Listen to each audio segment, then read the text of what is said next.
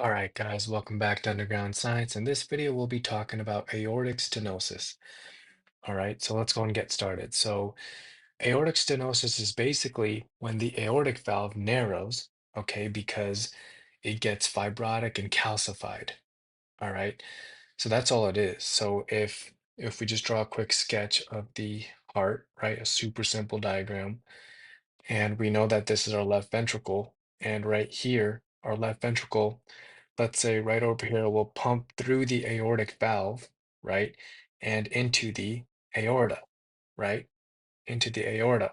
So when the left ventricle pumps into the aorta, it pumps through the aortic valve, right?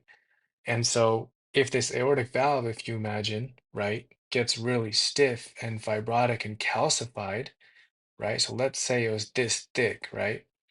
So if it was that thick and calcified and fibrotic, you can imagine how much of a hard time the left ventricle will have in order to pump blood across this narrowed valve, right?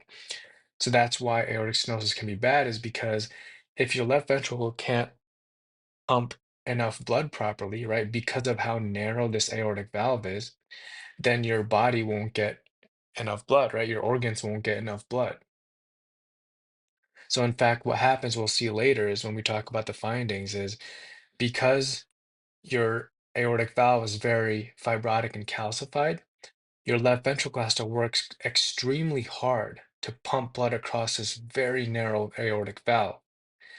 And because of that, it hypertrophies in a concentric manner so that the myocardium of the left ventricle gets even more thick. Okay. So if your left ventricle hypertrophies a ton, it can eff- it, the goal is to effectively pump blood across the narrow aortic valve, right? That's why your left ventricle tries to hypertrophy, so it can get stronger and pump hard so that it can get adequate blood across the narrow aortic valve, right? But as we'll see later, the only problem with this is the more hypertrophied, right, this left ventricle gets, the less volume, the less space, I should say, right, you leave behind available in the left ventricle, right? So if you don't have much space in the left ventricle, then proper blood filling, right, proper filling of blood won't occur either, and that could lead to diastolic heart failure later on. Okay, so we'll talk about all that, but this is just a quick intro to aortic stenosis and what it is. All right, so let's go ahead and get into it. So we talked about the fact that in aortic stenosis, the left ventricle cannot freely eject blood into the aorta. Okay, so let's go down to our heart sketch over here. Our left ventricle, right, is right over here. And we said that in aortic stenosis, this aortic valve over here, right, gets very fibrotic and calcified. Okay, and if that happens, then you have an obstruction, right? The left ventricle cannot pump blood effectively across this very narrow valve and into the aorta. Okay, so in order for the left ventricle to pump adequate blood into the aorta and to the rest of your body, the only option it has is to get stronger, right?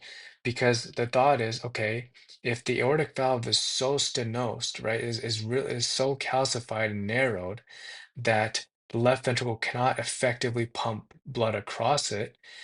If the left ventricle gets way stronger and hypertrophies, right, so its myocardium gets even thicker than it is, then hopefully the left ventricle can contract hard enough so that it can eject enough blood across the narrow aortic valve, right? That's the thought.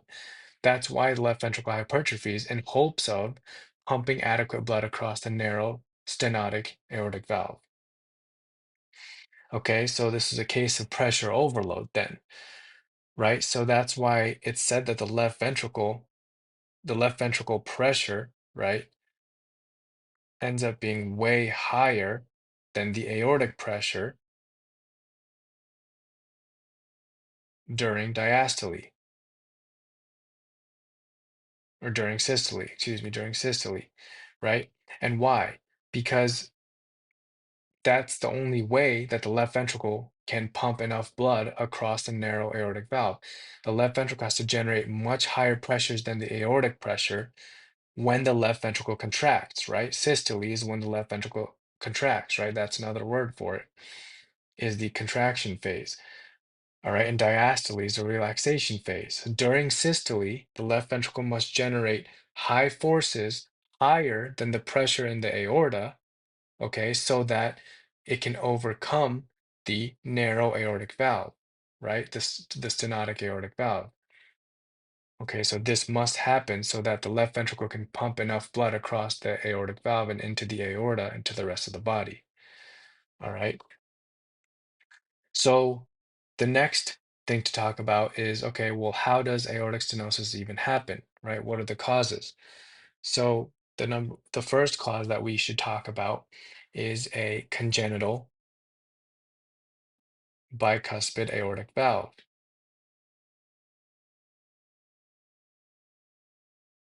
Okay, and this is usually going to be seen in young patients, right? So if you have a young patient with aortic stenosis, then this could be part of the differential is a congenital bicuspid aortic valve. Now, why would this cause aortic stenosis though? Because normally, right, the aortic valve has three cusps, right? So normally the aortic valve has three cusps. So if we were just to draw something like this, right? And let's draw this a little bit better.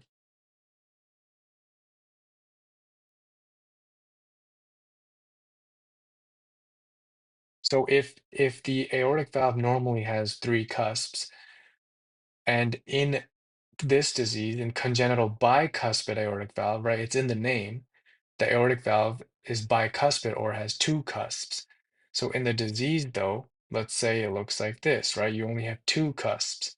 And what this does is, because this is abnormal leaflet geometry, right? Because of the fact that this is abnormal leaflet geometry, you have turbulent flow across this valve. So every time the left ventricle pumps in its high pressure system, right? Every time the left ventricle pumps at high pressures, it causes turbulent blood flow across this bicuspid, right, aortic valve. And turbulent blood flow across this bicuspid aortic valve, each time the left ventricle contracts, increases the shear stress a lot, okay? Increases the shear stress on the bicuspid aortic valve a lot, right? Especially on these two cusps, right? And if you increase shear stress every time the left ventricle contracts due to the turbulent blood flow across the bicuspid aortic valve, then that's going to increase the speed of degeneration, right, of the bicuspid aortic valve, and then therefore increase calcification. Okay, so that's why you can see aortic stenosis in patients who have a bicuspid aortic valve. Okay, so that's one cause. Okay, and the other cause that we should talk about is going to be age, right? So as patients get older and older, due to just normal wear and tear, right? So normal wear and tear will lead to calcification, or can lead to, I should say, calcification of the aortic valve. All right. And again, same concept, right? Over time, if the aortic valve gets calcified and fibrotic, it gets very stiff, and therefore the left ventricle will have to generate much higher pressures than the aorta during systole in order to pump blood across the stiff aortic valve.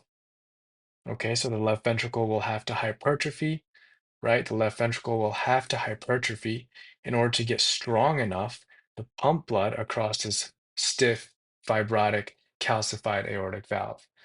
Okay, so that's another cause. Hopefully that makes sense too. And the last cause that we should keep in mind is rheumatic heart disease. Okay. And the reason for that is, remember, we'll talk about this later, right? We'll talk about rheumatic heart disease in a later video, but we see something called the Jones criteria. okay, where this disease will affect the joints, the heart. You can see nodules, right? You can see something called erythema marginatum and Sydenham's chorea. We'll talk about this later, but these are the findings you can see. But out of this, what we should focus on is the findings you see in the heart, which can be something called pancarditis, where rheumatic heart disease can affect all layers of the heart, right? All layers of the heart, that being the endocardium, myocardium, and pericardium. Okay. So if we talk about this affecting the endocardium, right, that's going to affect the valves too. Okay, because the valves are lined by this the tissue that lines the endocardium, right? So usually in rheumatic heart disease, the mitral valve would be affected, right? So you would see mitral valve involvement, but you can also see aortic valve involvement, right? And when you see this aortic valve involvement, right, it can lead to aortic stenosis, okay? Because due to the inflammation that you see in rheumatic heart disease, right, due to the Streptococcus pyogenes group A infection, right? That inflammation that you see of the endocardium, right? Over time, we know that repeated inflammation, chronic inflammation leads to fibrosis. And so that's what you would see. You'd see fibrosis of the aortic valve, right? Commissural fusion. Okay. So you can imagine if the aortic valve normally has three cusps, right?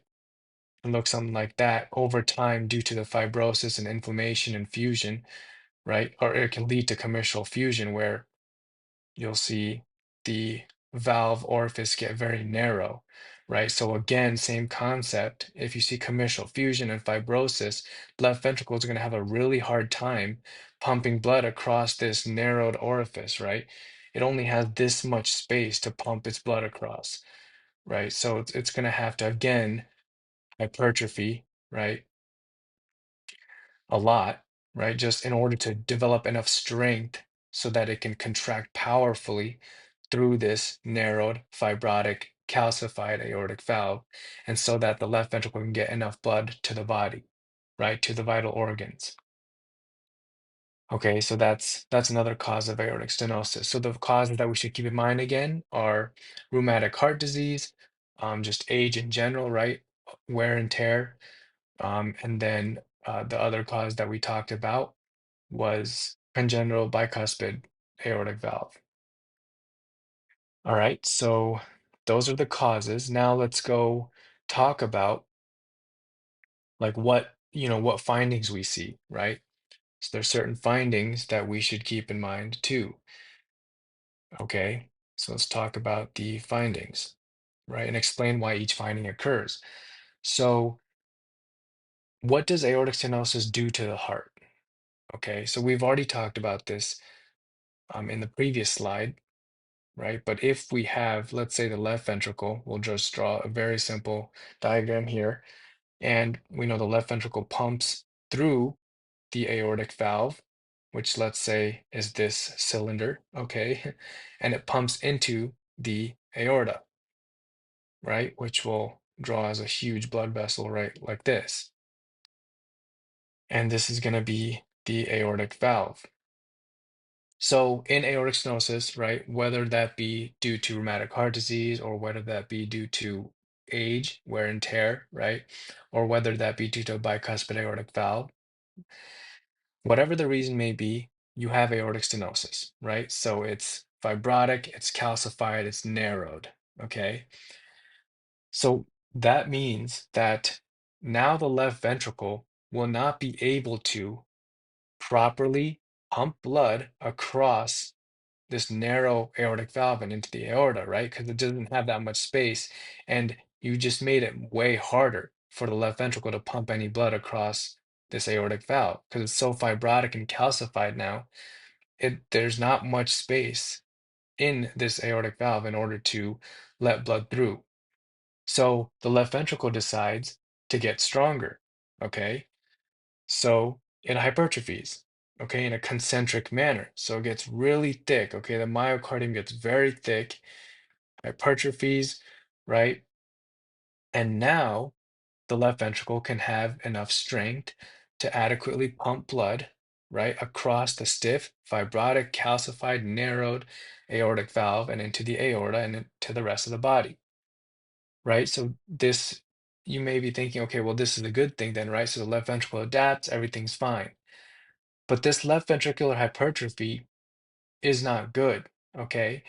Because it may help, okay? It may help in the short term because now you can effectively try your best, you can in a much better manner pump blood right through this stiff aortic valve. But this hypertrophy is bad because now look at what happened, right? You only have this much space in the left ventricle now. So when blood returns from the lungs, right, into your left atrium, right, which is above it, from your left atrium, the blood is supposed to go to your left ventricle. And during diastole, remember, your left ventricle is supposed to relax and allow that blood to fill from the left atrium, right? So you can generate enough stroke volume and pump enough blood to the rest of the body. But now that you have such a thick myocardium in the left ventricle, you don't really have much space, okay, left. And because the myocardium is so thick, during diastole, the left ventricle can't relax properly. So now you're not able to fill much blood into the left ventricle during diastole. And so if you can't fill much blood into left ventricle during diastole, you can't pump much blood out to the body, right? So that can be really bad because you're not getting enough blood flow and perfusion to your organs. Okay, so this thick left ventricle, it becomes stiff, all right, because it can't relax properly. And so that means then, in order to fill the left ventricle, it will require much higher pressure, okay? So filling of the left ventricle requires much higher pressure now, right? And that's not a good thing because if we remember, when your left ventricle contracts, it contracts at such a high pressure that it actually squeezes your coronary arteries. So when during systole, you're not getting blood flow to your myocardium because your coronary arteries are completely squeezed.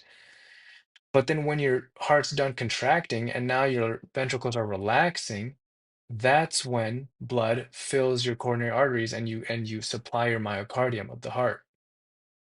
But now what happened is during relaxation, your pressure in your left ventricle remains really high because of this stiff myocardium, right? Because of this massive hypertrophy. So if your left ventricle pressure remains high, right? And in other words, your left ventricular end diastolic pressure, right? The pressure in your left ventricle at the end of relaxation, if that pressure is really high, blood won't be able to enter your coronary arteries properly, right, during relaxation. So you won't be able to supply your heart muscle with adequate oxygen, okay, which is a really bad thing, right, as you can imagine, because what happened now is your left ventricle hypertrophied, right? So if you have a thick muscular wall now, let's say it's this thick, like these are still myocardial cells, right? So you need to supply this with more oxygen now because you just hypertrophy the tissue. So this tissue is now in need of more oxygen. But you combine this with a high left ventricular pressure during diastole, which means you're not going to get adequate blood flow to this hypertrophied tissue, right? So you're increasing demand and you're reducing supply, right? Because of the high pressures during diastole in your left ventricle. Okay, because remember, coronary perfusion, right? Coronary perfusion is dependent on two main things. Okay, your aortic pressure, right? During diastole, during diastole, so during relaxation, minus your left ventricular end diastolic pressure, right? So when your heart contracts, you squeeze your coronary arteries, there's no blood flow going to your myocardium, your heart muscle. Then when your heart starts relaxing, right? The pressure that the aortic pressure, right? When your heart starts to relax, minus the left ventricular end diastolic pressure, right? So at the end of relaxation, what is the pressure in your left ventricle, right? That's this value. The difference between these two is gonna determine how much the perfusion through your coronary arteries are. Okay, so in something like this case where you get left ventricular hypertrophy, during relaxation of the heart, your aortic pressure is normal, right? But your left ventricular pressure is very high, even during relaxation. Why? Right? Because of the massive increase in hypertrophy of your myocardium. Okay.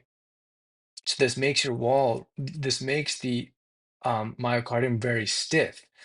So it's the pressure in your left ventricle remains really high during relaxation of the heart, during diastole, right? So what's going to happen is when your heart's relaxing, because the aortic pressure remains normal, okay, but your left ventricular end diastolic pressure is high, that's going to reduce the difference between these two, which means you're going to have low coronary perfusion. So what can this lead to? Angina, right? So you're going to have low oxygen delivery to your heart muscle, right? Specifically your subendocardium. Okay. So in fact, there's a triad in aortic stenosis. Okay. A popular mnemonic is SAD, right? You're going to have syncope, then you can see angina and dyspnea. All right. And the explanation for each of these is pretty simple. Syncope, especially during exertion, right? So during exertion or exercise, right? So let's say you're working out, and what that does is it leads to vasodilation of the blood vessels supplying your muscles, right? So that's going to decrease your systemic vascular resistance. And what formula are we familiar with, right? What's blood pressure equal to? Cardiac output times systemic vascular resistance. Now, if you're working out, the blood vessels supplying your muscles vasodilate. That's going to reduce your systemic vascular resistance. To maintain your blood pressure, your heart normally increases your cardiac output, right? And what's cardiac output equal to? Heart rate times stroke volume. So that's why when you're working out, you notice that your heart rate is up, right? That's normal. But if you have aortic stenosis, your heart can't really increase cardiac output. So your systemic vascular resistance will decrease, but you can't compensate with increasing cardiac output because you can't really pump much blood across your stiff aortic valve and into your aorta, right? So that's going to lead to decreased perfusion, right? Decreased cerebral perfusion, which can lead to syncope, okay? And that should make sense, right? Because you can't, what's cardiac output equal to? Heart rate times stroke volume. If your aortic valve is very fibrotic and narrow and calcified, you can't really pump much blood across it. So your stroke volume will go way down. So you won't be able to compensate and increase your cardiac output, right? So that can lead to decreased cerebral perfusion and syncope. Okay.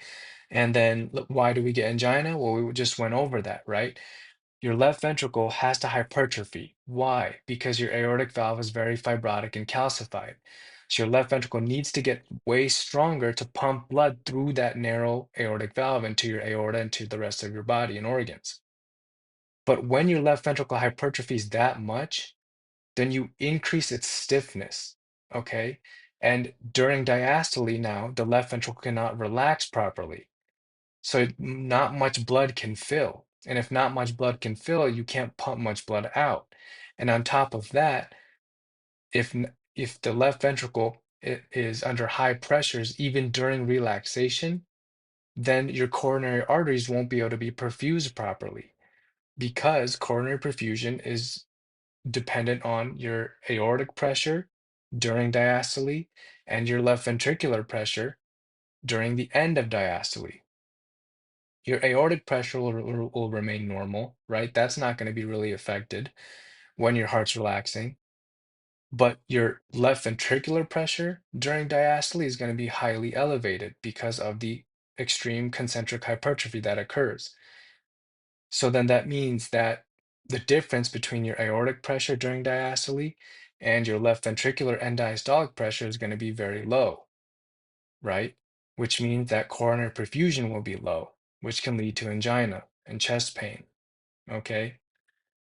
And then dyspnea, you can see, because again, if your left ventricle, right? Let's think about it like this. So you have right ventricle, your right ventricle pumps to the lungs, then from your lungs, the blood goes to your left atrium and then to your left ventricle, right? If your left ventricle is very stiff and fibrotic because of the extreme concentric hypertrophy, right? Remember, that means what? It can't relax properly. If your left ventricle can't relax properly, that means blood can't fill and blood can't enter your left ventricle properly, right? Left ventricular filling is disrupted because you need your left ventricle to properly relax so that it can accommodate and accept all that blood coming from the left atrium. But if your left ventricle is severely hypertrophied, it can't really do that. So that means, okay, your left ventricle is not accepting much blood. So then where will the blood go? It's going to backflow, okay? It's going to backflow where, right? Where's the blood coming from? The lungs. Okay, so if the blood backflows to the lungs, then you're going to have increased hydrostatic pressure in the blood vessels, right? Near your alveoli, which can lead to fluid leakage, right, into your interstitium, and then you can have shortness of breath, right? Because if you have increased fluid leakage near your lungs, then you're going to have that shortness of breath feeling, okay? Because remember, pulmonary congestion, right, can be a reason to feel short of breath, right? And we'll go over heart failure in another video later, but that's a similar mechanism, right? You have that backflow of blood that leads to pulmonary congestion and fluid leakage into the interstitium, and that can lead to shortness of breath. Okay, and so those are the main findings. That's a triad, right? That we should know for aortic stenosis. So now let's talk about murmurs, right? The murmur and heart sound portion of this video. So in aortic stenosis, you hear something called sorry, that's the summary page. You hear something called the crescendo decrescendo systolic ejection murmur, right? So that's the um, murmur that we should be familiar with. Okay, so you're going to hear the systolic crescendo decrescendo ejection murmur. Okay, and so what does that look like? Right, let's write that little meter. So what does that look like? So if we drew our graph here, we're going to have S1, S2, okay, S1, S2.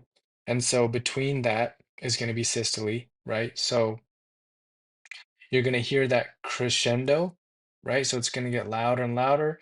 And then you're going to hear the decrescendo, and it's going to get softer and softer, right? So that's why they call it a crescendo decrescendo, because you see that crescendo pattern in the beginning and then that decrescendo pattern afterwards. Okay, so it's going to be systolic crescendo decrescendo ejection murmur. And you're going to hear this best, right? You're going to hear this best at the right upper sternal border, right? Because remember, when you're auscultating heart sounds, the the right second intercostal space is where you can hear murmurs associated with the aortic valve, especially aortic stenosis. And another thing we should know is that this will radiate to the carotids. Okay, so that's important to keep in mind. And then since we're talking about this, right, crescendo decrescendo pattern, something else that you can see is in the beginning, right, of this crescendo decrescendo murmur, you can hear something called an ejection click. And so what is that ejection click? That's just signifying early disease, okay? Early disease, because what an ejection click is okay, the aortic valve is still working, okay? It's still a little bit mobile, because if the aortic valve is fibrotic and calcified but still a little mobile, then you're going to hear it snap open, okay?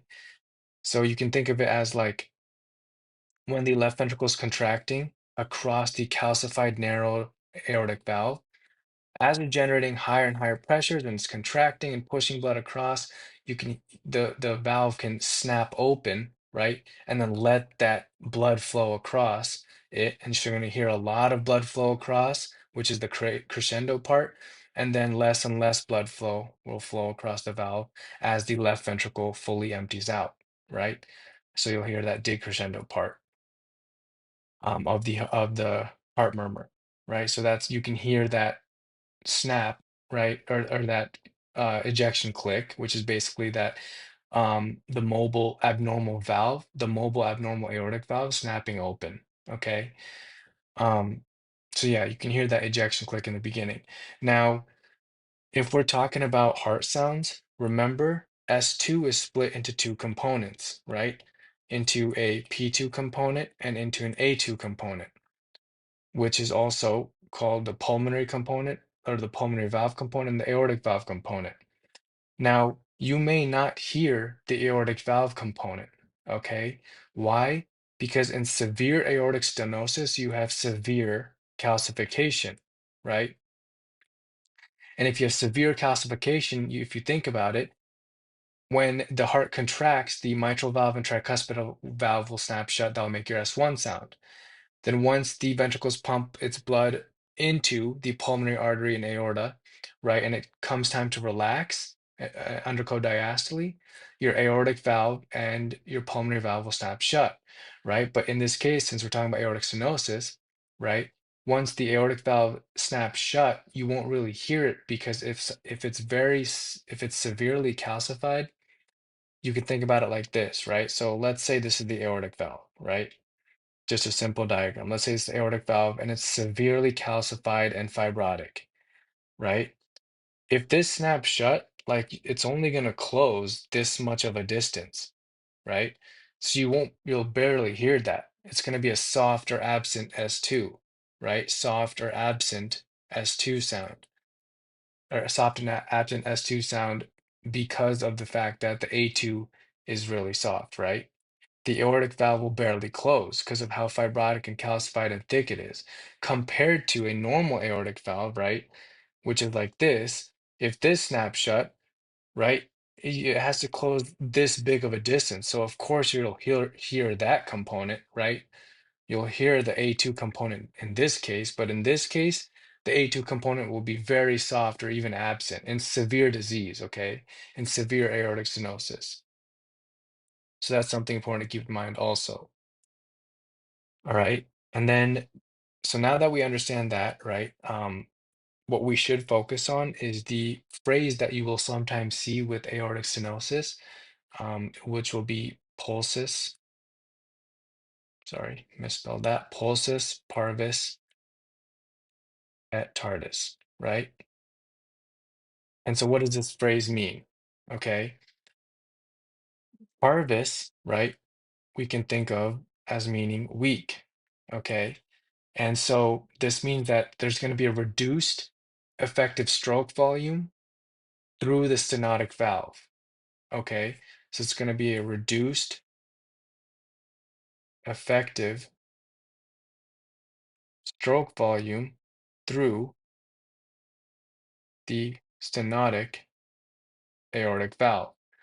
All right, and why is there a reduced stroke volume through the stenotic aortic valve? Well, because I mean, if something's narrower, right, than usual and stiff, right, of course, it makes sense that the left ventricle is going to have a much harder time pumping blood across this very narrow space, right? Compared to a valve that is perfectly healthy, right? And can actually open fully and let that blood through, right? So this makes sense. And the TARDIS part, right, of the phrase means delayed, okay? So the left ventricular ejection time is going to be prolonged, right?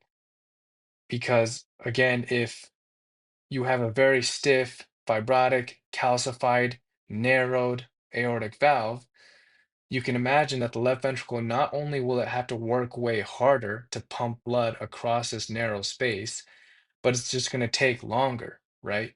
To pump all the blood it has through this very narrow and stiff and fibrotic valve. Okay.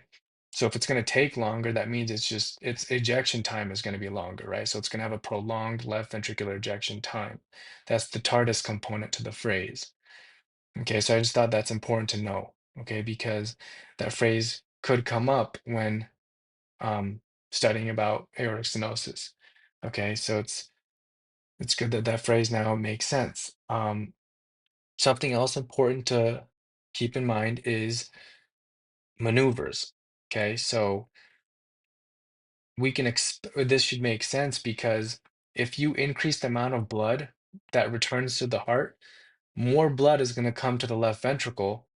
And then that just means that your left ventricle is going to have to pump more blood through a stenotic valve, right? So if you increase preload, then that means that your murmur that you see, right, that crescendo decrescendo murmur that we talked about is going to be louder, okay? Because if you increase preload, you increase blood flow to the heart. So eventually that blood flow will go to the left ventricle. And if you have a high volume of blood in your left ventricle now you're pumping even more blood out through a through a stenotic and narrow and fibrotic valve. So you're just going to hear that murmur louder. Okay. So the question is like, how do I increase preload? Well, if you squat, right, you can increase preload. And if you do a leg raise, you increase preload, right? So that should make sense too, because both of these scenarios, you squeeze that blood up to your right side of your heart, and that blood eventually makes it to the left side of your heart, and then your left ventricle pumps extra volume of blood out through a stenotic, fibrotic, calcified, narrowed aortic valve, which will actually increase the murmur, which will increase the loudness of the murmur, right? So you hear a louder murmur because there's going to be more turbulent blood flow across that valve. All right, and then you just take the opposite scenario, right? So that means if you decrease preload, then there's going to be less blood in your left ventricle, which means less turbulent flow across your stenotic aortic valve, which means a softer murmur. Okay. Now again, the question is, well, how do I decrease preload? Well, standing will decrease the preload, right? And Valsalva can decrease the preload too, right? Because if you Valsalva, you increase your intrathoracic pressure, right? And if you do that, then fluids or air, things like that, as we know, go from high pressure to low pressure, right?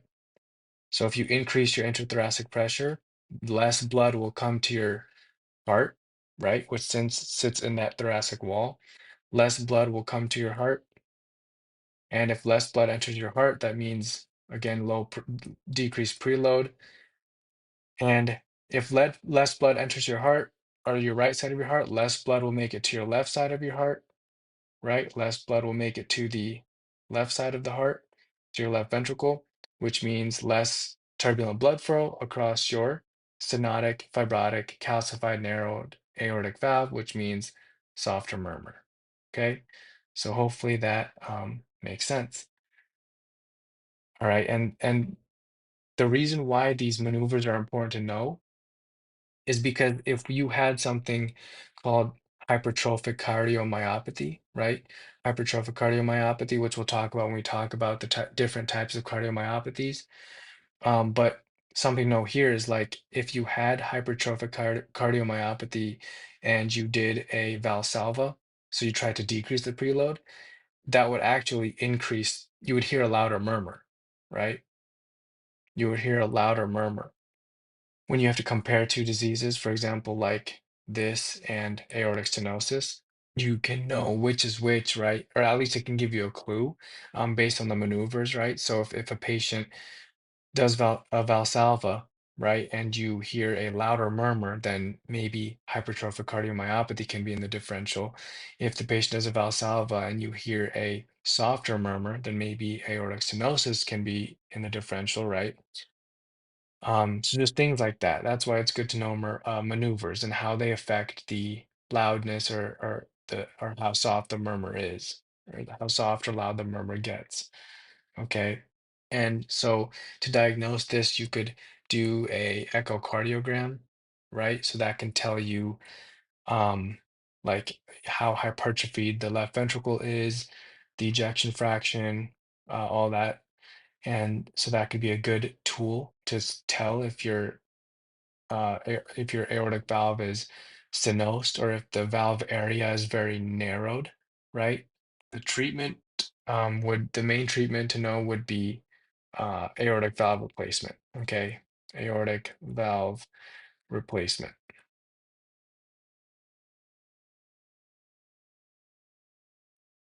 and then make sure to if blood pressure is controlled, it's important to know that it has to be a very careful management. That's the main things to know for the treatment, right? But the best treatment would be just to replace the aortic valve. That's the definitive treatment, just replacement of the valve, right? Because medications can't reverse aortic stenosis, right? You have to replace the valve itself. That was aortic stenosis. I hope this video wasn't too confusing. I hope this video made sense. Hope you guys learned something. This was a summary page that I tried to make. So if you guys want to do a quick review, that would be good to review or restore everything we learned into your memory, so that you can solidify all of these main concepts. All right, but thank you guys for watching and see you guys in my future videos.